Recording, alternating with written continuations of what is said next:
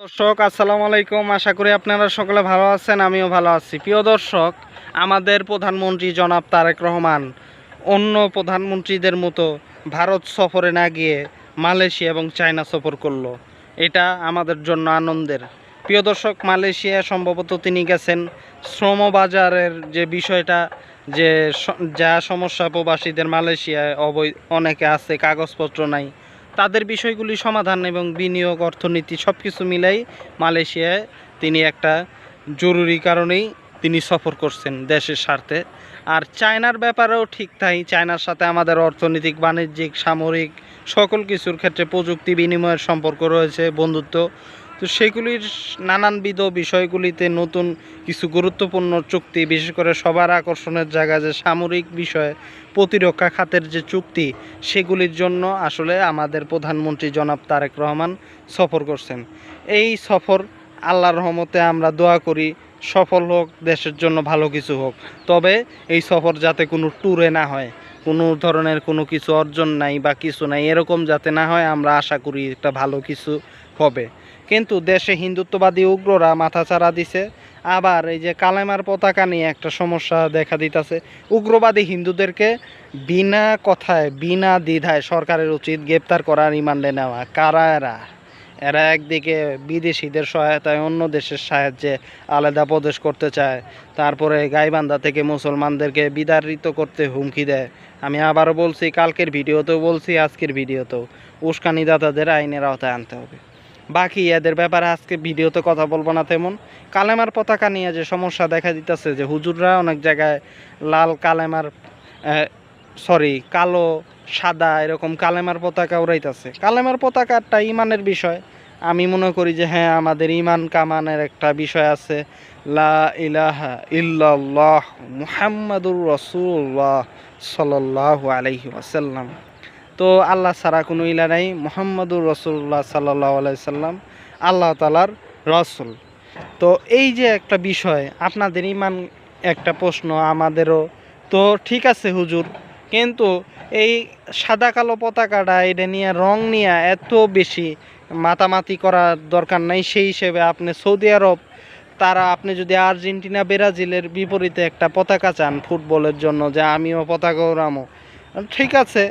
আবার কালেমার পতাকা, ঠিক আছে। ইমান কামান, আমরা তো আর মুসলমান, ইমান কামান অস্বীকার করতে পারি না। সেকু বাহিনী কিন্তু আমি না, আমারে কিন্তু অন্যরকম মনে করেন। তো আপনি সৌদি আরবের পতাকা ওড়ান, সৌদি আরবের পতাকার ভিতরে একই কথা, একই বাক্য লেখা আছে, সবুজ, সবুজ রঙ নবীজির সুন্নত, তাই না? আর হয়তো বলবেন সৌদি খারাপ দেশ, এনতেন সৌদির শাসন ব্যবস্থা খারাপ, শাসক খারাপ, এখন কিন্তু এই কালেমার পতাকা ওইটাও সবুজ কালার। এবং সৌদিতে আমাদের সবাই খারাপ না, সৌদি আরব সব খারাপ না। তারা মক্কা মদিনা, আমাদের ওইখানে আছে কাবা ঘর, আল্লাহ তাআলার বাইতুল্লাহ শরীফ, আল্লাহর ঘর ওইখানে রয়েছে। তারপরে রওজা, নবীজির রওজা ওইখানে অবস্থিত সাল্লাল্লাহু আলাইহি ওয়াসাল্লাম। তো এই যে একটা বিষয়, আপনারা সৌদি আরবের পতাকা উড়ান প্লিজ, আপনাদের কাছে দয়া কইরা এই আবেদন জানাই। কারণ এই কয়দিন এই যে আপনি সাদা পতাকা উড়াবেন ভালো মানসিকতা নিয়ে, কালা পতাকা উড়াবেন, কিন্তু ভারতের ইন্ধনে দেখা গেছে যে একটা বোমাবাজি হয়ে গেল গা, পরে কিন্তু আপনি বিপদে পড়বেন, তাই না? এই জন্য একটু বুঝতে হইব। আমি মনে করি যে একটু আপনারা ম্যানেজ করেন, হুজুররা হাতে পায়ে ধরি আপনাদের, একটু ম্যানেজ করে আপনারা চলেন এইভাবে। এই পতাকা দিয়ে অনেক নানান ছবি তুললে কইব বলে আপনি তালেবান, আপনি আইএস, আসলেই কি আপনি তাই? আপনি আল কায়দা, এগুলি কইব। কিন্তু আপনি তো তা না, তাইলে মিথ্যা তো আপনি সুযোগ দিয়ে দিতেছেন, তাই না? তো সব কিছু মিলাই এগুলি আসলে আমি মনে করি যে একটু আপনাদের একটু দয়া মায়া করা উচিত। কালামার পতাকার ব্যাপারে একটু আপনারা একটু স্যাটিসফাই করে নেন। সবুজ পতাকা উড়ান, ইরাকের পতাকা উড়ান, হ্যাঁ, অন্য কালারের পতাকা উড়ান, কোনো সমস্যা নেই। কিন্তু এই যে লাল আর কালো পতাকার ব্যাপারে এখনও অনেক সমস্যা আছে। এই জন্যে আপনাদের একটু বোঝা দরকার। আমি মনে করি আলেম ওলামাদেরকে আমি অবশ্যই সম্মান করি, অবশ্যই আমি এই ব্যাপারে যে কোনো আলেম ওলামা হুজুরদের আমি সুন্দর করে বোঝানোর পক্ষে। সেকু বাহিনী যেমনি আলেমদেরকে উল্টাপাল্টা কথা কয়, সব কিছু এক না। বাকি অবশ্যই প্রশাসনের নজরদারি রাখতে হইব, কোনো বোমা হামলা, কোনো ধরনের কোনো অন্যায় অপরাধ যাতে না হয়। প্রশাসনকে একদম হার্ডলি যে কোনো উগ্র হিন্দুত্ববাদী সহ বাদ না, উগ্র হিন্দুত্ববাদী সহ তাদেরকে মোকাবেলা করতে হবে সকল উগ্রদের, পরিষ্কার কথা। আর ভারত সফরে যায় নাই, ভারতের কুরকুরানি উঠতে গেছে গা, নরেন্দ্র মোদীর মন্টন খারাপ, বুকে ব্যথা শুরু হয়ে গেছে গা। এই জন্যই হয়তো 7 দিন ওই যোগ করতেছে কলকাতার রেড রোডে, বুঝছেন।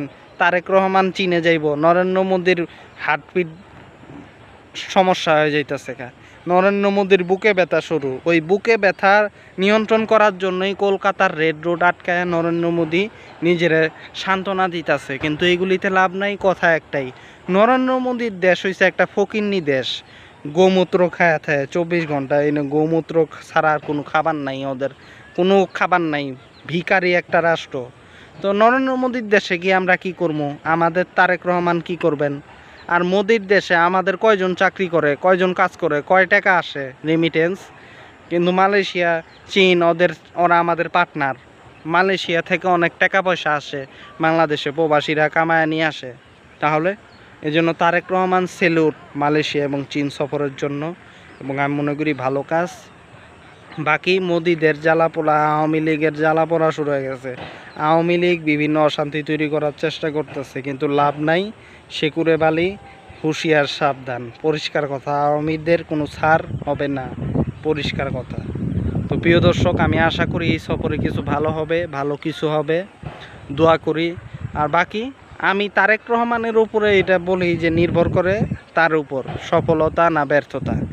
তিনি যদি ভালো কিছু আনতে পারে তাইলে সেটা অবশ্যই ভালো, আর যদি পিকনিক করে আসে তাইলে কিন্তু ক্ষতি দেশের। আমি এটা কামনা করি না, আমি কামনা করি সফলতা, কিছু চুক্তি নিয়ে আসুক, গুরুত্বপূর্ণ দেশ ও জাতির জন্য, জাতীয় স্বার্থে গুরুত্বপূর্ণ এমন কিছু আনুক, এটাই কামনা করি। প্রিয় দর্শক, আজকে এই কামনা করি তারেক রহমানের চীন এবং মালয়েশিয়া সফরের সফলতা কামনা করি শেষ করছি। আল্লাহ হাফেজ।